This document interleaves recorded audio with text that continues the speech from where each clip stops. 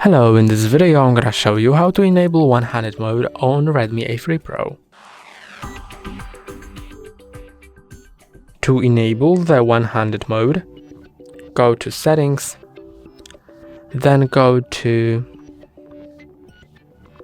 Additional Settings, one-handed mode, then enable it. And now, when you use your phone with one hand, you can swipe to the right or to the left on the bottom navigation panel to enable the one-handed mode, so the screen goes down and you can access the top parts of the screen like that. So for example, when I try to access it, I can access the shortcuts menu with my thumb. That's all for today. Don't forget to like and subscribe. See you next time.